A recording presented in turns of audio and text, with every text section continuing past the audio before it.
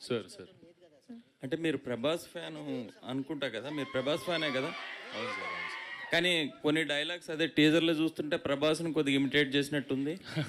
లేదు భీమవరం అంటే మీకు- భీమవరం వైపు పట్టుకోమని అన్నారు అన్న వాళ్ళు. సో డెఫినెట్లీ అందరూ అట్లే సౌండ్ అవుతారు. మా కార్తీక్ అన్న కూడా అట్లే మాట్లాడతాడు. And thank you, I take it as a compliment definitely. అంటే ఆయన ఇమిటేట్ చేసినట్టున్నారు. ఒక సినిమాలో ఆయన ఇలాగే అంటాడు కదా ప్రభాస్. చాలా చాలా చాలా బాగుంటారు అన్న అదా. ఆ సినిమా ఆ సీన్లో త్రిషతో అంటాడు.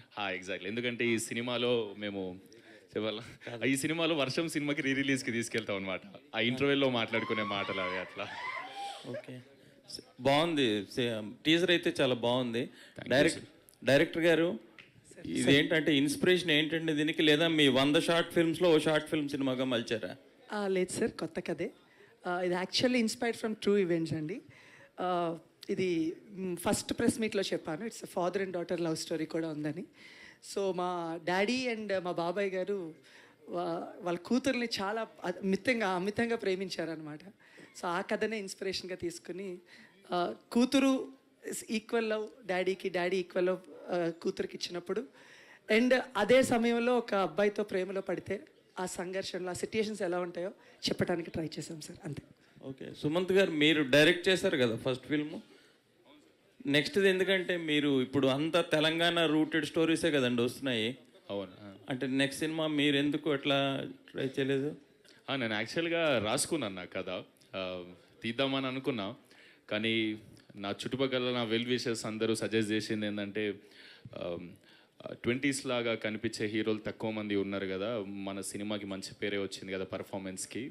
సో సినిమాలు ఏమన్నా ఆర్గానిక్గా మన దగ్గరికి వస్తే రిజెక్ట్ చేయకు, స్టోరీలు నచ్చితే అని అన్నారు.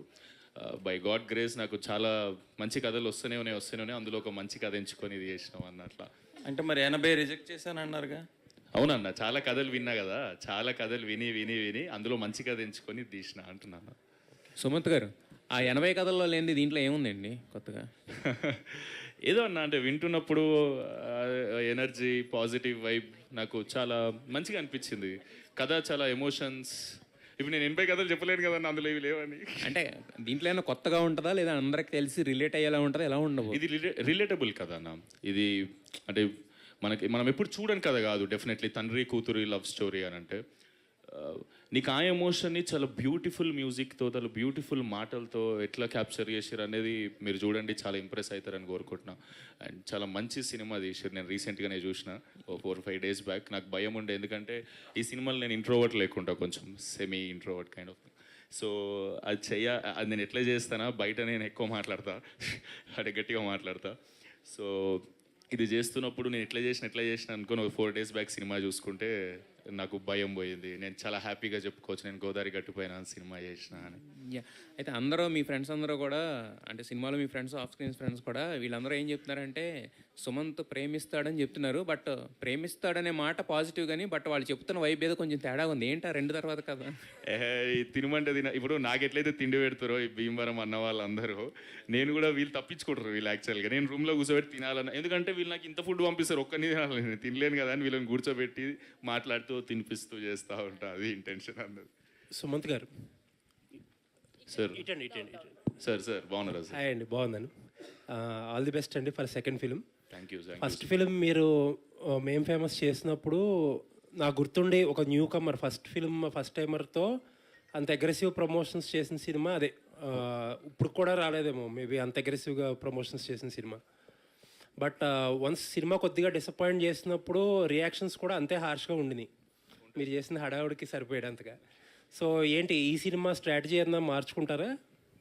లేదు సార్, మేము యాక్చువల్గా ఎక్స్పెక్ట్ చేసిన దానికన్నా చాలా మంచి రిజల్ట్ ఇచ్చింది మేము ఫేమస్. ఎందుకంటే మేము పెట్టిన బడ్జెట్కి, మాకు వచ్చిన కలెక్షన్కి, మాకు వచ్చిన పేరుకి, మేము చేస్తే ఇప్పుడు కొత్తోడు వచ్చి, ఇప్పుడు నేనేనో నాగరంలో ఉంటా, నాలాంటోడిని తీసుకుపోయి సైమా అవార్డ్ స్టేజ్ మీద బెస్ట్ డెబ్యూ యాక్టర్ లాగా నాకు అవార్డు ఇచ్చిందంటే డెఫినెట్లీ ఆ సినిమా జనాలకు కూడా నచ్చి వాళ్ళు నన్ను ఎంత ఎంకరేజ్ చేసి నన్ను ఆ స్టేజ్కి తీసుకుపోయినారు సార్. సో ఆ సినిమాకి నేను ఎప్పుడు థ్యాంక్ఫుల్ ఉంటాను.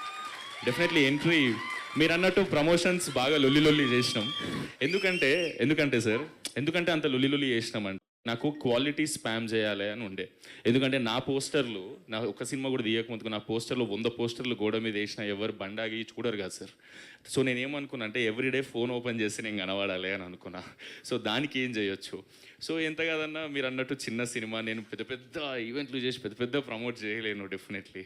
సో మేము అప్పుడు 21 when I was 19 I sign that film. నేను 23 ఇయర్స్ వచ్చినప్పుడు రిలీజ్ అయింది ఆ సినిమా. 5 ఏళ్ళ కష్టం యాక్చువల్గా.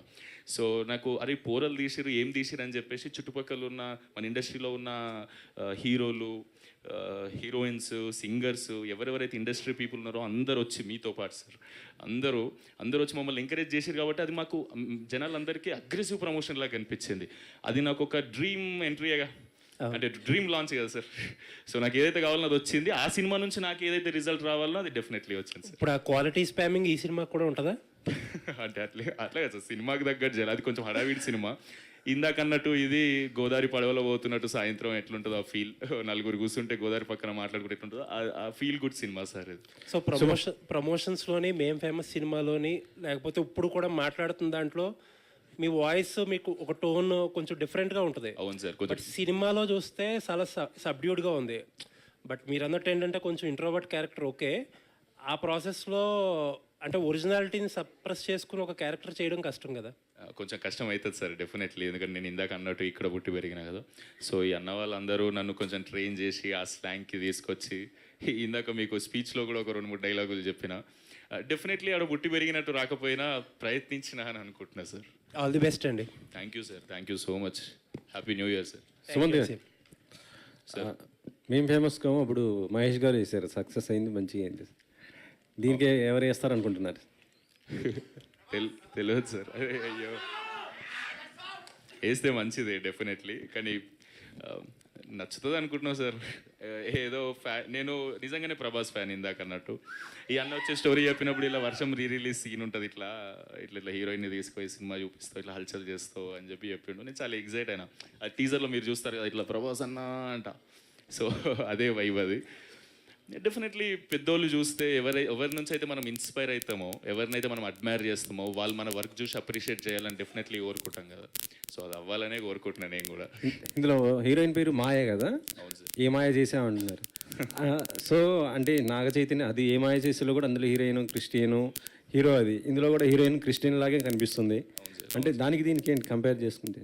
లేదు అట్లా కంపారిజన్ ఏం లేదు సార్. కాకపోతే ఒక్క కంపారిజన్ ఏంటంటే అది ఫీల్ గుడ్ సినిమా, ఇది feel good cinema sir.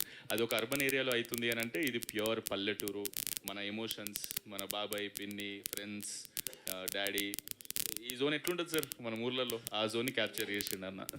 Godavari గట్టుపైన అంటే అసలు యాక్చువల్ చెప్పాలంటే ఇది సంక్రాంతి వైబ్ ఉన్నటువంటి ఇప్పుడున్న టైంలో రిలీజ్ చేసుకోకుండా తర్వాత ఎందుకు రిలీజ్ చేస్తున్నారు? తర్వాత అంటే ఇంకా కాపీ రెడీ కాలేదు సార్.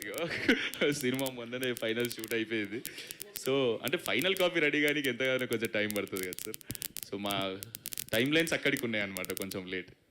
ప్రొడ్యూసర్ గారు సరే, జనరల్గా అంటే ప్రొడ్యూసర్లు ఎవరైనా కూడా కొంచెం బయట రావడానికి వాటికి పెద్ద మొహమాట పడరు. మీరేంటి సార్ మొహమాటానికి బ్రాండ్ అంబాసిడర్లా ఉన్నారు, ఏంటి అంత మొహమాటం దేని గురించి?